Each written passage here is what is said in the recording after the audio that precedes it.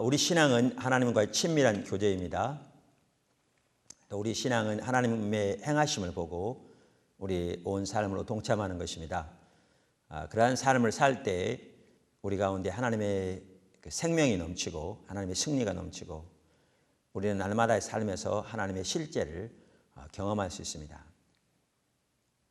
그런데 이러한 삶을 살기 위해 개인과 교회 가운데 반드시 되어져야 할 한 가지가 거짓 신앙 체계가 철저히 제거되는 것입니다. 거짓 신앙 체계는 가짜 나무처럼 모양은 참 신앙 같은데 실제는 죽어있는 생명이 없는 가짜 신앙인 것을 말합니다. 그리고 거짓 신앙 체계는 교리가 잘못된 것을 말하는 게 아니고 신앙에 대한 이해가 잘못되어 있는 것을 말합니다. 그 거짓 신앙 체계는 세 가지가 이렇게 삼위일체처럼 이렇게 엉켜 있는 것인데요. 그게 율법주의, 기복신앙, 인본주의 세 가지가 엉켜 있습니다.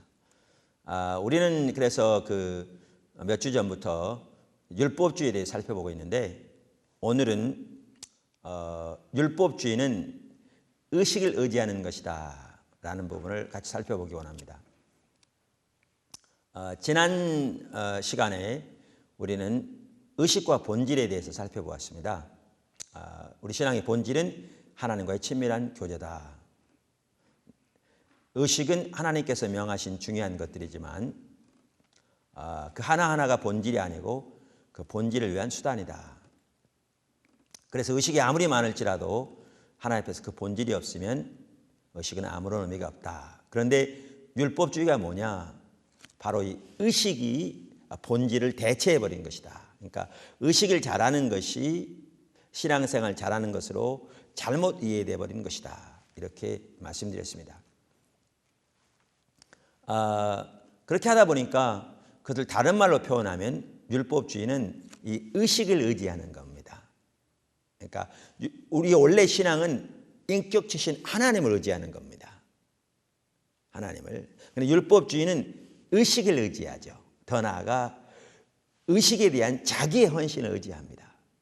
결국 율법주의, 기복신앙 모두 자기중심적인 삶에서 나온 것인데 그러니까 인격체신 하나님을 신뢰하기보다 의식과 의식에 대한 자기의 헌신을 의지하는 것이 거짓 신앙 체계인 율법주의입니다. 그래서 오늘은 이 의식을 의지하는 것 혹은 그걸 다른 말로 하면 육신을 의지하는 것 그것이 율법주의인데 이 부분을 좀 더 자세히 살펴보므로 우리 율법주의의 모습을 선명히 볼 수 있기 바라고 우리 가운데서 그것을 철저히 버릴 수 있기를 바랍니다. 첫째, 율법주의는 의식 혹은 육신을 의지하는 겁니다. 예레미야 7장에 보면 이 부분이 잘 나오는데요. 우리 신앙이 타락하면 그 말은 곧 인격체신 하나님과의 친밀한 교제에서 떠나면 그 뜻입니다. 그러면 항상 율법주의가 전면에 나서게 되어 있습니다. 거짓 신앙체가 전면에 나서게 되어 있습니다. 그래서 예레미야 시대도 시대 말적인 상황으로서 신앙이 지극히 타락한 시대였는데 거짓 신앙체계가 전면에 나서 있는 것을 볼 수 있습니다. 그래서 그 율법주의의 모습만 하더라도 예레미야 7장에 보면 잘 나와 있습니다. 7장 12절 너희는 내가 처음으로 내 이름을 둔 실로에 가서 내 백성 이스라엘의 악을 인하여 내가 어떻게 행한 것을 보라. 나 여호와가 말하노라. 이제 너희가 그 모든 일을 행하였으며 내가 너희에게 말하되 새벽부터 부지런히 말하여도 듣지 아니하였고 너희가 불러도 대답지 아니하였느니라. 그러므로 내가 실로의 행함같이 실로의 행함같이란 말은 무슨 뜻입니까? 엘리 제사장 시대에 바로 그 하나님의 언약궤가 있던 실로를 하나님이 심판하셔서 이스라엘 백성들이 대피하고 수만 명의 목숨을 잃고 엘리 제사장 두 아들이 전쟁돼서 하루에 목숨을 잃고 엘리가 그 소식을 듣고 뒤로 넘어져 목이 부러져 죽고 언약궤를 빼앗기는 그 사건을 말하죠. 하나님의 심판. 그러면서 그곳 행함같이 너희가 의뢰하는 바 내 이름으로 일컬음을 받는 이 집 곧 너희와 너희 열조에게 준 이곳에 행하겠고 내가 너희 모든 형제 곧 에브라임 온 자손을 쫓아냄 같이 내 앞에서 너희를 쫓아내리라 하셨다 할지니라. 여기 보시면 실로를 심판하신 것처럼 하나님이 친히 하나님의 이름을 두시겠다고 하신 이 예루살렘 성전에 행하시겠다는 거예요. 그리고 에브라임 온 자손을 이렇게 심판하신 같이 이 바로 예루살렘 거민들을 심판하시겠다는 거예요. 하나님께서. 근데 여기 보면 뭐라고 말하느냐 하면 이 성전에 대해서 말하면서 너희가 믿는 이 집에 내가 그렇게 행하겠다 이렇게 말하고 있습니다. 너희가 의뢰하는 이 집, 너희가 믿는 이 집. 그러니까 이 말에 의하면 뭐냐 하면 그 당시 이스라엘 백성들은 하나님을 믿는 게 아니라 성전을 믿었다는 겁니다. 그러니까 하나님께서 그 성전을 멸하시고 그 성전을 믿었다는 말은 다른 말로 하면 또한 거기서 드려지는 예배를 믿었다는 말이죠. 그래서 심판하시고 그리고 그들을 흩으시겠다 그렇게 말씀하고 계십니다. 그런데 이제 우리가 이런 구절을 읽을 때 항상 성경은 하나님의 관점에 쓰여졌다는 걸 기억해야 되는데요. 우리는 이렇게 표면적으로만 읽으면 하나님의 의도를 이해하지 못합니다. 우리는 이렇게 이해할 수 있습니다. 야, 저들은 하나님을 믿는 게 아니라 성전을 믿었구나. 예배를 믿었구나. 그러니까 하나님의 심판이 오는 건 너무나 당연하지. 우리가 하나님을 믿어야지. 이렇게 생각할 수 있거든요. 그러면서 우리는 하나님을 믿으니까 저들과 다르다 이렇게 생각할 수 있습니다. 근데 보십시오. 안식일이면 빼놓지 않고 하나님이 친히 자기 이름을 두시겠다고 하신 그 예루살렘 성전에 나와서 그 당시 정치 지도자들, 종교 지도자들을 포함해서 많은 이스라엘 그 거민들이, 특별히 예루살렘 거민들이 하나님께 그 성대한 예배를 드렸는데 그들이 예배를 드릴 때 성전에게 드렸다고 생각했겠습니까? 하나님께 드렸다고 생각했겠습니까? 당연히 하나님께 드렸다고 생각했겠죠. 아마 그 예배를 드리고 나오는 그 사람들에게 당신은 하나님을 믿습니까? 성전을 믿습니까? 라고 물으면 우리가 타임머신을 타고 돌아갈 수 없기 때문에 그런 기회가 있는 게 아니라 직접 물어볼 수는 없지만 그들은 당연히 자기들이 하나님 믿는다고 그랬을 겁니다. 오늘날 예를 들면 주일날 예배드리러 오는 성도들에게 여러분은 하나님을 믿습니까? 이 교회를 믿습니까? 이렇게 말하면 당연히 하나님 믿는다고 그러죠. 여러분은 이 예배를 믿습니까? 하나님을 믿습니까? 라고 말하면 당연히 하나님을 믿는다고 말하죠.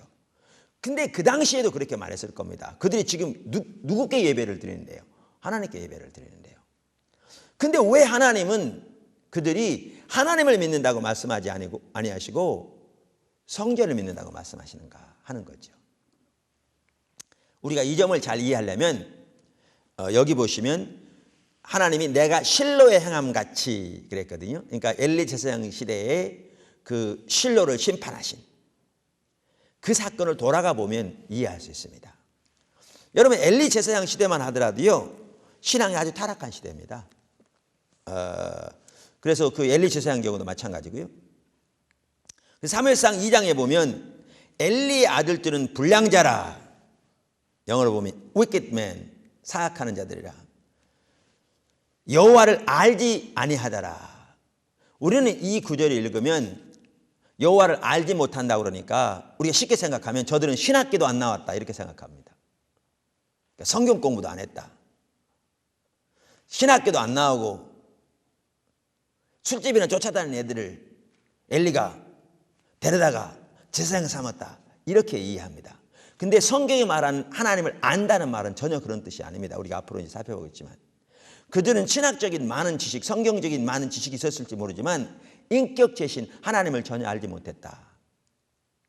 그게 신앙의 본질이죠.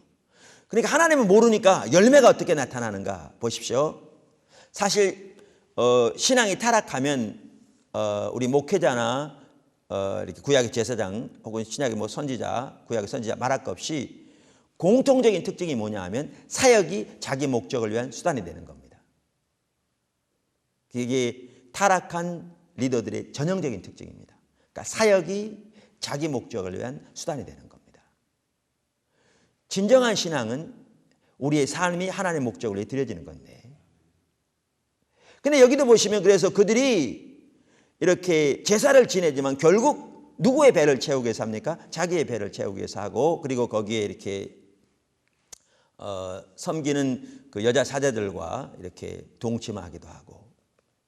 그러니까 이것을 보면 그 당시 신앙이 얼마나 타락해 있나 하는 걸 볼 수 있습니다. 그러니까 제사장부터, 그러니까 하나님을 알지 못했더라, 신앙의 본질에서 떠난 모습을 볼 수 있죠. 자, 그랬더니 그때에도 항상 그렇듯이 이렇게 거짓 신앙치가 전면에 나서는 걸 볼 수 있습니다. 자, 그러면서 어떤 일이 있었습니까? 사무엘상 4장에 보면 블레셋 사람과 전쟁이 일어나죠.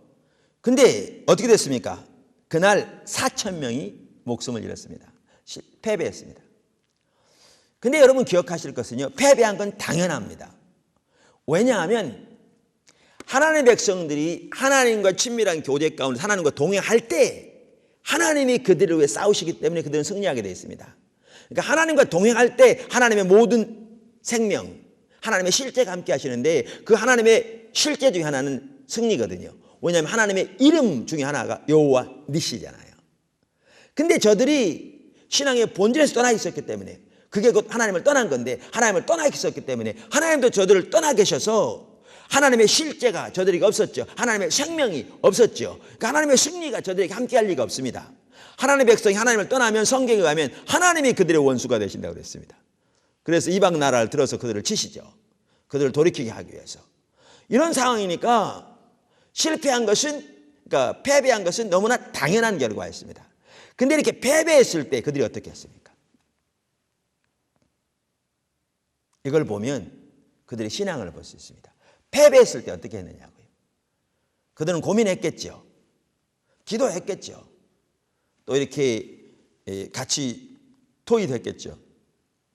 그러다가 그들은 어떻게 했느냐 하면 언약궤를 메고 나갔습니다. 여러분, 그들이 성경적인 역사를 알고 있었다는 것이 분명합니다. 왜냐하면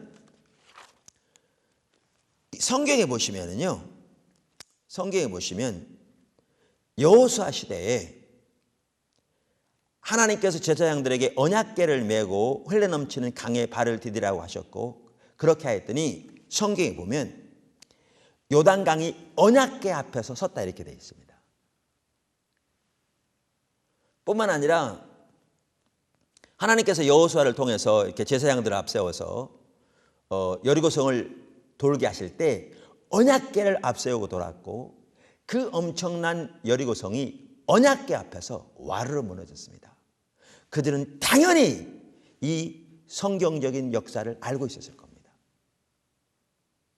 언약궤 앞에서 강이 서고 언약궤 앞에서 성이 무너진, 그래서 성경에 보시면 이스라엘 백성들이 언약궤를 메고 나왔을 때 그들이 이제는 승리했다 싶어서 함성을 지르는데, 함성이 얼마나 크든지 블레셋 땅까지 땅이 진동하더라고 그랬습니다. 물론 문자 그대로 땅이 흔들리는 건 아닙니다만 그만큼 함성이 컸다 그 얘기겠죠. 이걸 보면 그들은 성경적인 역사를 알고 있었고, 당연히 이제 하나님의 언약궤가 앞에 왔으니 승리할 거라고 생각했습니다. 했을 겁니다. 근데 보십시오. 그들이 승리했습니까? 아닙니다. 철저하게 패배했죠. 그 사무엘상 4장 10절에 보면 블레셋 사람이 쳤더니 이스라엘이 패하여 각기 장막으로 도망하였고 살육이 힘이 커서 이스라엘 보병에 엎드려진 자가 3만이었으며 하나님의 궤는 빼앗겼고 엘리의 두 아들 홈니와 비느하스는 죽임을 당하였더라. 철저히 패배했습니다. 그러면 뭐가 다릅니까? 이게 다릅니다. 여호수아 시대에는 여호수아가 하나님과 친밀한 교제 가운데 있었습니다. 그리고 하나님의 행하심을 보고 온 삶으로 동참하는 그러한 삶을 살고 있었습니다. 그러는 가운데 하나님의 명령을 따라 제사장들을 앞세우고 언약궤를 메고 하나님이 지시하시는 대로 믿음으로, 자기들 생각에는 전혀 그게 가능하지 않을 일이지만 하나님의 명령에 믿음으로 순종했을 때 언약궤 앞에서 강이 갈라지고 서고 이 여리고 성이 무너지는 역사가 있었습니다. 근데 엘리 제사장 때는 그렇지 않았습니다.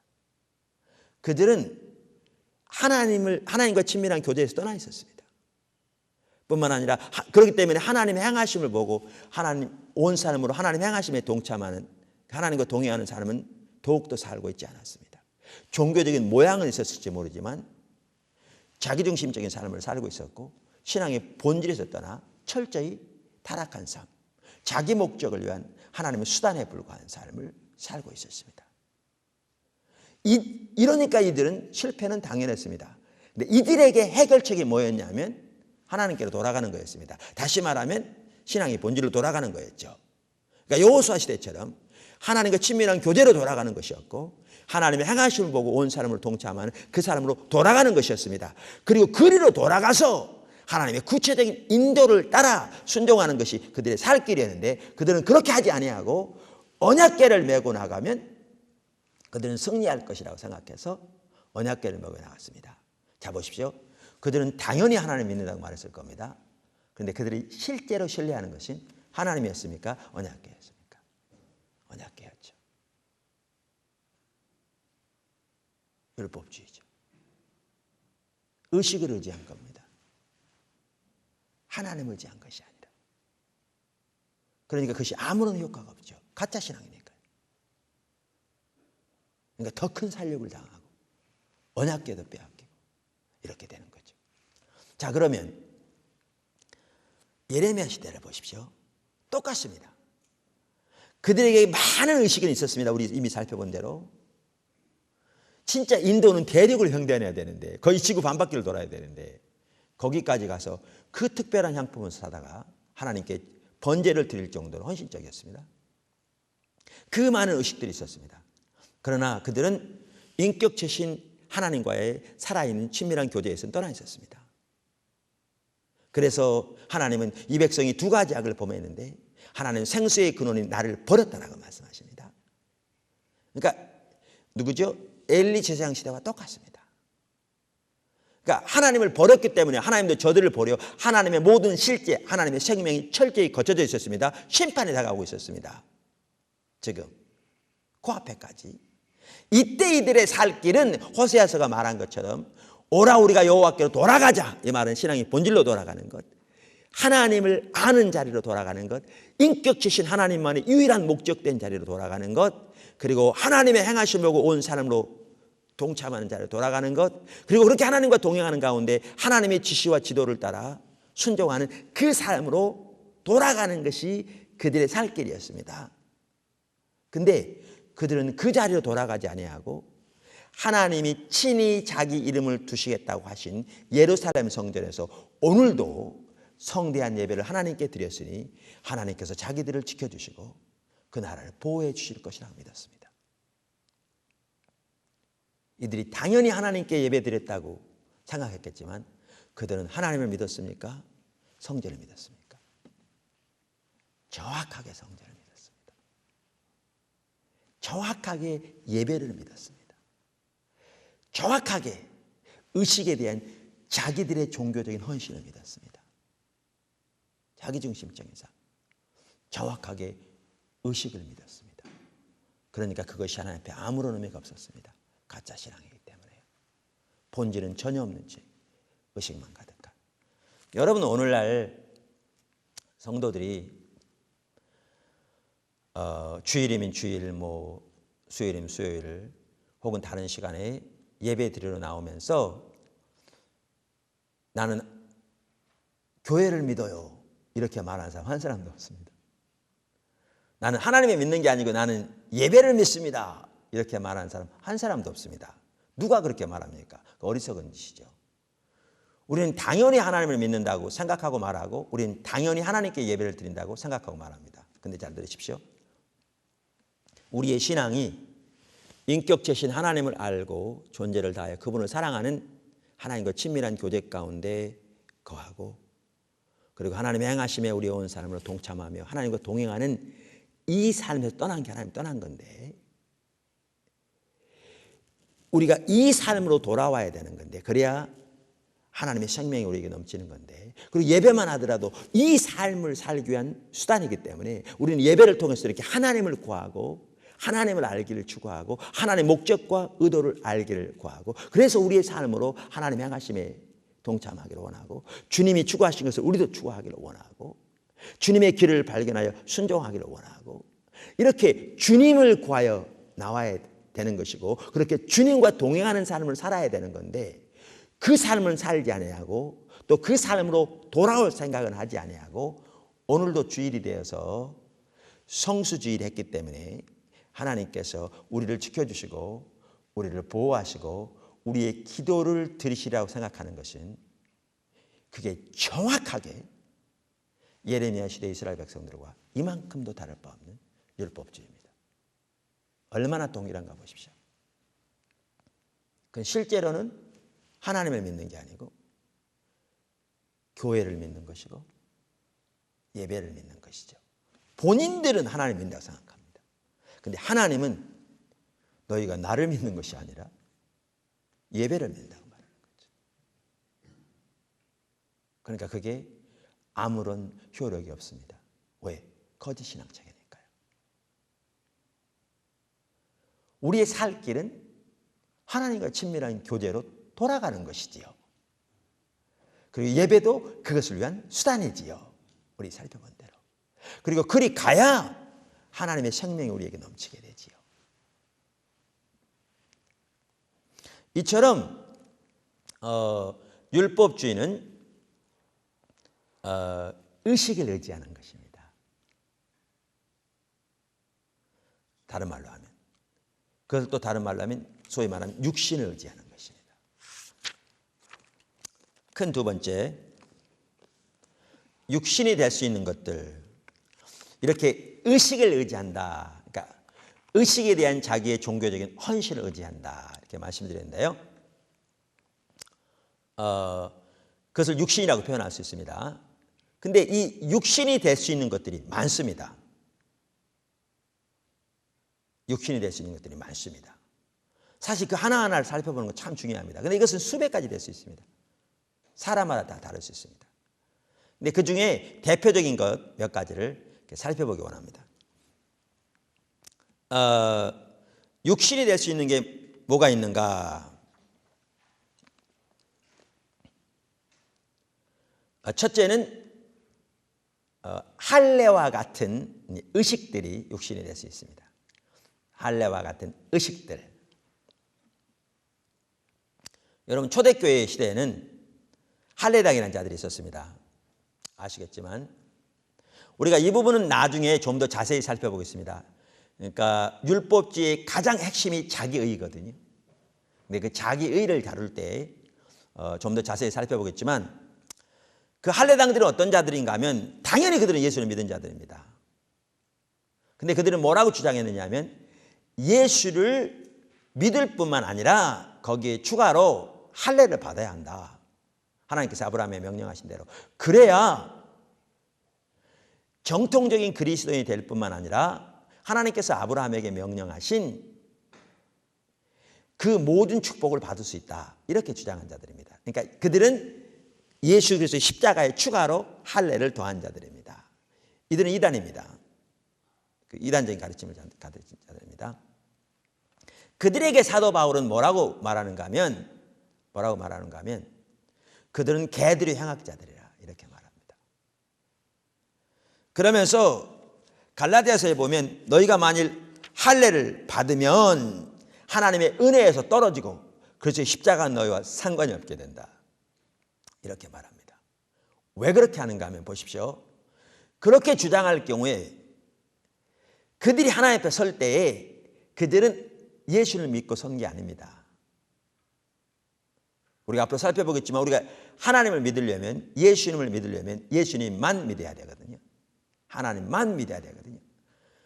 하나님도 믿고 혹은 예수님도 믿고 다른 것도 믿으면 우리는 실제로는 하나님을 믿는 것이 아니라 다른 것을 믿는 것이거든요.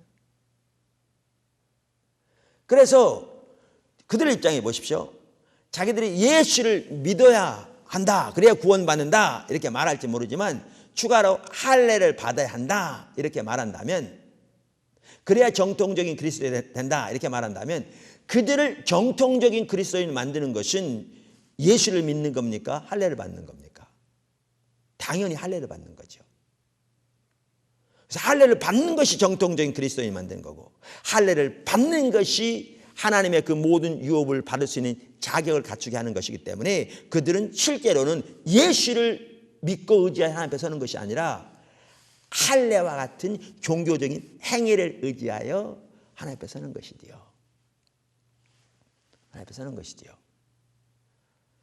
사실 이 부분은 이제 좀 더 자세히 살펴봐야 되기 때문에 여기서는 좀 간단히 언급하고 넘어갑니다만은, 오늘날 할례에 해당하는 것들이 너무너무 많습니다. 우리가 예수를 믿는다고 말할지 모르지만 내가 3일 동안 금식해야 내 문제가 해결된다고 생각하는 것은요, 자기 3일 동안의 금식을 의지하고 서는 겁니다. 실제로는 예수를 믿는 믿음을 의지하여 서는 것이 아니라 자기의 종교적인 헌신을 의지하여 서는 거죠. 자기의 종교적인 의식을 의지하여 서는 것이죠.